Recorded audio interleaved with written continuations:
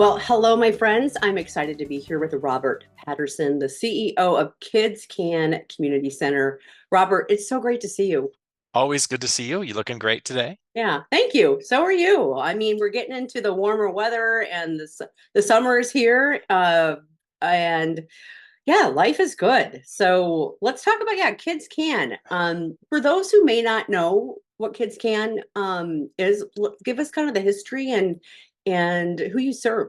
Sure. And I'll start with our mission is to educate, engage, and inspire children through early childhood care and out of school experiences. And it's kind of the core of what we do. We do that at our building at 48th and Q, as well as 8 after school sites in North and South Omaha. So we've continued to branch out. This is actually our 116th year as an Yeah. organization. Started off as Social Settlement Association in 1908. We like alliteration here at Kids Camp.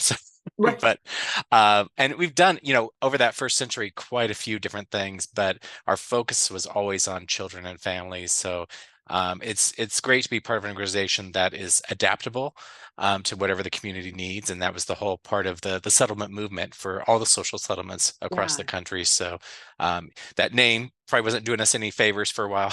So when Yeah. we rebranded to Kids Can, it at least gives a little better indication of what we do. Right. And when did you make the change from We did in 2009. So okay. I didn't want to quite do it on our 100th anniversary. I didn't want to give the illusion that we were throwing the name away, Right. but it was kind of time for kind of a fresh breath of air for the organization, and it really made a difference. Because otherwise, I'd spend 20 minutes explaining who we were, No, as opposed to, yeah. absolutely. Well, speaking of that, I just want to talk about you for a moment and kind of your history with the organization because you've been there for quite a while. You started way back when we did a kind of an interview with you that we'll post a link and whatnot in our last issue of Metro Magazine. But yeah, talk about your kind of journey with this organization. Yeah, I started in 1998, which is over 25 years now, in the 90s. Yeah, Uh, so it you was, were a child. You I, were w I was a kid. I didn't know any better. yeah, But Renee Franklin was my predecessor, and she had just started and was really working to kind of resuscitate the organization, kind of from not the ashes, but it needed a kind yeah, of a reboot time, as sometimes goes through that kind of nonprofit cycle. So started off as programmed manager, I think it was called, and then that kind of morphed into executive director. And then when Renee had moved on to another opportunity in 2010, I took over as CEO. So for the past 14, almost 15 years wow. as the CEO. Yeah, it's Has it crazy. been that long? Oh my gosh. Okay. You could have said 2018 and I would Yeah, have said, oh my gosh, has it been that long? it's because we don't age. That's why. Yeah, of course, of course. And let's talk a little bit. I don't want to divert. I've got, our talking points here. So I do just have a question, as you've been with the organization for over 25 years, can you just speak to, and this is totally not on the question list, but how have you seen things change over the years? It's, I think more than ever, we have to be more nimble than ever. And Yeah. it feels like every few years, not that these are small things, but whether, when the market crashes or there's a pandemic or there's always times where as a nonprofit, we are sometimes we're very vulnerable, but that's during those times, that's when we're most dependent upon by the community because Yes. Great point. the government is can only do so far, and nonprofits are usually there to kind of fill in all the blanks. And we saw that 3 years ago during the pandemic. We see Yeah. that when there's a kind of a financial situation, whatever, that there's a bigger need for the food banks. And so nonprofits always kind of we have to be super resilient, and it's not always Yeah. easy to do. That we're uh, one of the things I realized is that nonprofits, we work on a very lean budgets, and Yes. sometimes we're so lean that it's just like it's unhealthy. And so we really need to take kind of pride in ourselves and make sure that that we are getting the support that we needed to do Yes. programs well. Yeah, I mean, I just that you said that so beautifully that, during times like the pandemic, you are being impacted, the nonprofit, the organization's being impacted financially and from resources. But that's also when the community is looking to your nonprofit to really help them, and it's almost when they need you more. So it's just something for everybody to think about. So Absolutely. I think back to, I was a couple months ago, I was thinking back to March 2020. yep. And, we closed for 2 weeks and then we reopened because we realized a lot of our families still were Yeah. working. And at that time, guidelines were very, we could have 10 kids per room. So we couldn't serve everybody. So we prioritized parents working in food service and gas stations and everything that we still, healthcare, everything we still depended on. Yes. And I thought it wasn't a huge dent, but that was our Yeah. place at that time. And so I'm glad we did it, but it was kind of a scary time, but Yeah. it felt made us stronger coming out the other Yeah. side. And you're driving a bus on in like 70% fog. I mean, you just don't even you just don't even know where you're going, but you just got to keep driving the bus. So Sometimes it's better that way. I don't know. yeah, yeah. You know what? I would agree with you there. Uh, all right, so let's talk about people watching this and just making an impact for your organization because you do so many things, but there's also so many ways to contribute back to the organization. Absolutely. One of the things I really push is obviously a lot of nonprofits depend on volunteers. And one of the programs that took the biggest hit during the pandemic was mentoring. And because we Yeah. weren't even letting parents in the building, let alone other, non-essential people. So the past couple of years, we rebooted our mentoring program. I like to call it entry-level mentoring because that's how I started. And it was, all the mentoring takes place here. So it kind of reduces the liability on you and us as an organization. And you could say, oh, every Thursday at 4:30, I can meet with Joe and, and have our time together. Plus, we have a wealth of activities, different cooking, there's just closets of stuff that, you get to pick from. And I call it entry level because we also have a partnership with Big Brothers Big Sisters. So Mhm. if life changes, if a kid moves to a different school or something changes, if both parties agree, they can just transfer that mentorship over to Big Brothers Big Sisters. That's And great. and that's what I did with my mentee when he kind of aged out. And we've been going 10 plus years now. But that I realized Wow. how easy I had it because I'm like, oh, community-based mentoring, you have to figure out schedules and everything else. I was like, I'm glad I started to where I did. But as much as I appreciate Yeah. all of our programs, it comes back to that one-on-one, caring adult that's not your parent, but that makes a difference in people's lives. I remember who it was for me. I'm sure you remember who it was Yep. for you. Yeah. And part of it is just it seems not uh, mentoring can seem daunting, but you're just there to listen and to be there for them, and that's all it is. Yeah. And I feel too from the adult, side of it is it does challenge you and it does you kind of dig in and dive into different places that the contribution that the whole experience and the child the youth you're mentoring is truly giving back to you and showing you things about yourself that you Mhm. possibly didn't even know you had. So it's just this beautiful kind of cycle of um I was going to say love, but I mean it's just this Yeah. beautiful cycle of contribution. It goes both ways. Oh, absolutely. That's kind of the secret is like you get a lot out of it too. Yeah, yeah. And I mean, yeah, you're a changed person. oh, absolutely. It's certain my relationship with my mentee has definitely made me a better person. And not that, we just do this to feel good about ourselves, but it is nice to have that. And we always kind of, say, well, what's the saying is like, you plant trees for which you will never sit under, same type of thing. But sometimes we're Yes. lucky enough to kind of see that with these kids, and you can see it with your mentee. Um, so let's talk about how this fits into somebody's schedule and how kind of what's the process of it too. So, and we're partners with Mentor Nebraska, so we follow all the best Okay. practices as well as the Mentor national organization. So we do the background checks and orientation, Sure. and we have great staff here that are really good at matching. So you don't want somebody completely like you, but you want some commonalities, and so they're really good about matching our kids with the mentees. Yeah. And then part of it is just finding the time, and a lot of ours takes place after school, so we kind of need that time to see if you can do an hour a week. But we also know, vacations and holidays, things change. If you can't hit every hour per week, that is fine too. And so that's kind of the first part for our kind of core mentoring. And then we're starting to explore some group mentoring. So that could be Okay. taking place at our after school site. So it could be, let's say the ABC Bank, will commit to having 5 volunteers every week at a site, and maybe they might switch out sometimes, Yeah. but we also want to make sure those kids have a ability to have some type of mentoring relationship as well. So, Yeah, and so we're starting bonding to and connection. So it's not like it's somebody different. I mean, they see you and it's like, hey, yeah, yeah, absolutely, because yeah, that consistency is key. And we yeah, do ask for the one-on-one printers. We do ask for a year because we want to ensure we're doing more good than harm.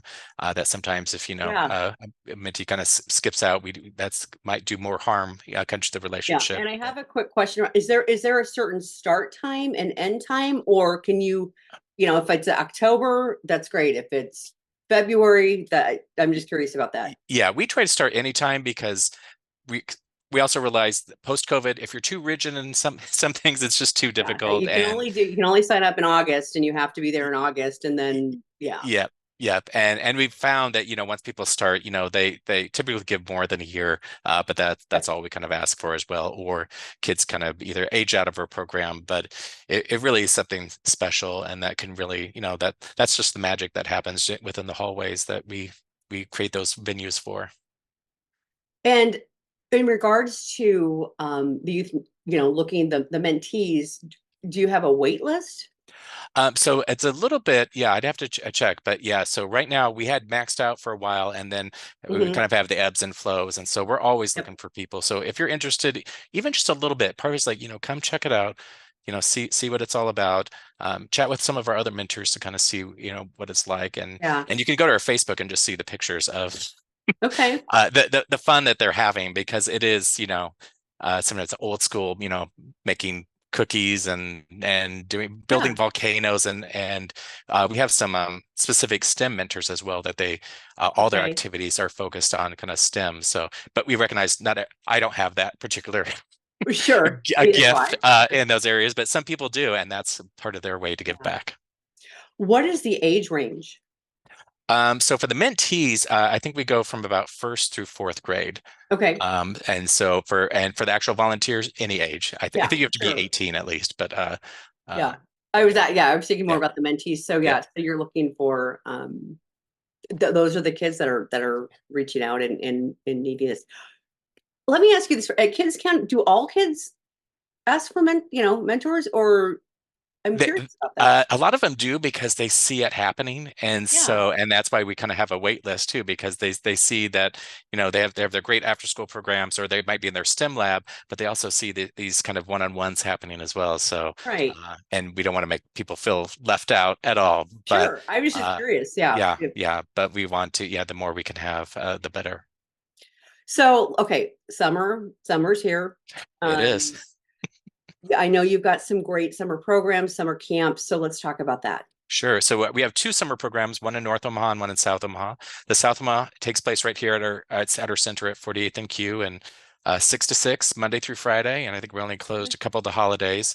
And right now, this is kind of one of the 2 days where those out of school programs are closed, so we can Mhm. do all of our training and get ready for the summer. And then Yeah. the day after Memorial Day, we start. And those are some of my favorite times, because we have so much more time to do field trips. And Yeah.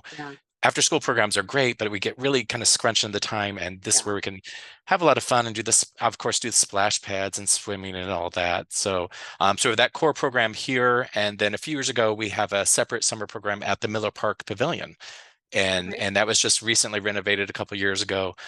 So we have a lot more space to work out of there as well. So a lot of the same thing. I think that program goes from 7 to 6, but a lot of great field trips, and which make first making sure kids are in a safe place, but they're staying Right. engaged through the summer.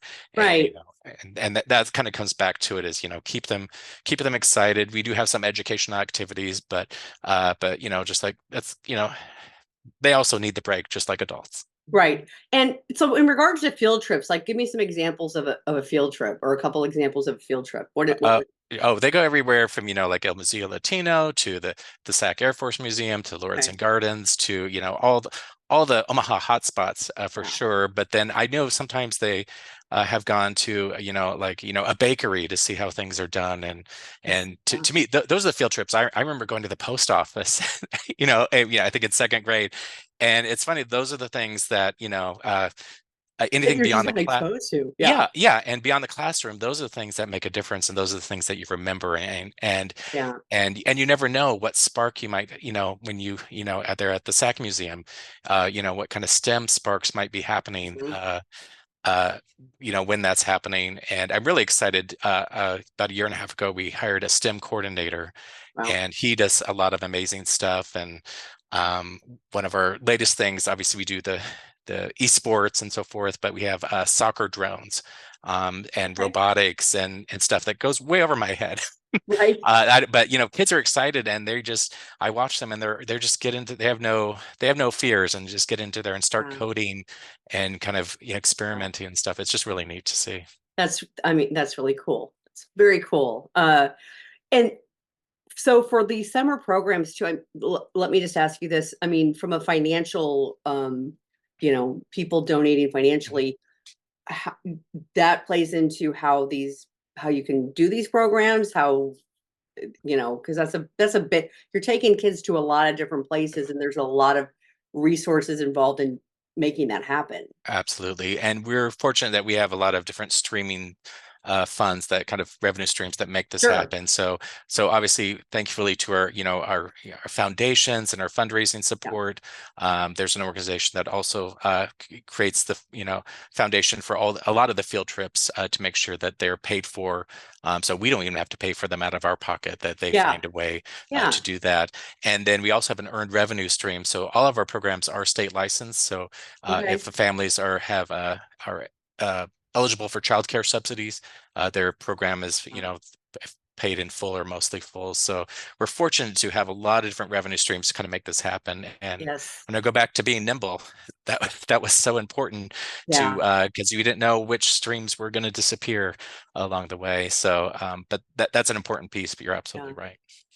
And darn, I just had a question, but it kind of But left. we do take donations too, which Yeah. if you're getting to that Yeah. any donations, either monetary, or one of the things the past year that people have really kind of honed in on is our wish list, particularly on Amazon and Target. Yeah.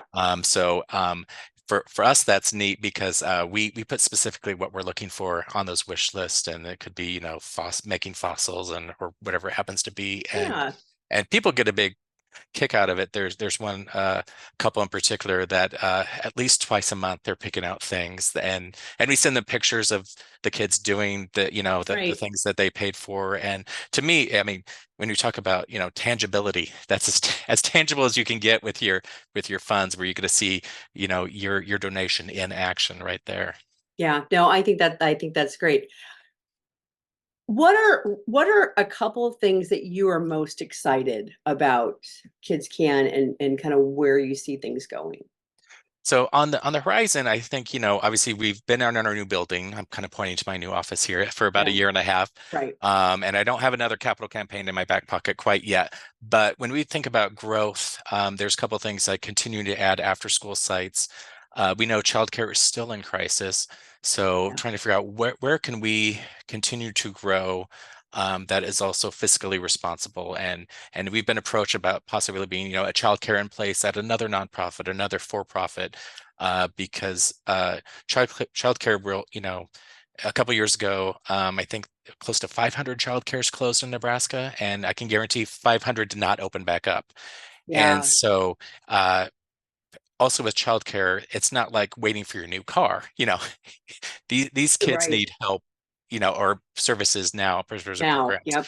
So, but we're also, like a lot of people, we're, at our limit with, resources, and staffing continues to be a Yeah. big issue. So there's some things on the horizon, but I'm excited that, as Kids Can continues to grow, even, under my tenure, more than doubled, even just over the past 5 years, that it has got me excited. Like, well, what's next? Once you Right. start dreaming, you're like, oh, so there's a lot of great possibilities out there. So I'm excited about a lot of things on the Yeah. horizon.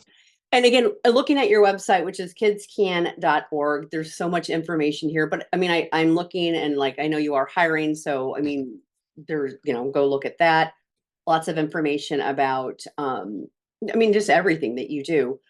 Question, and you might have said this in the beginning. So how many kids are you serving? Usually it's about 1,500 a year that come Okay. through our door, Okay. or our doors, I should say, because it's not all right here at the center. So, and so our numbers dipped a little bit during the pandemic because we Sure. just weren't able to serve them again. So we're kind of back to, pre-pandemic numbers. And we do have wait lists because like there's a couple sites that the staff just aren't there that Yeah. we're not immune from uh, the staffing issue going across all Sure. sectors. And particularly for the after school time that, Right. it's part-time and it's at a specific time. Right.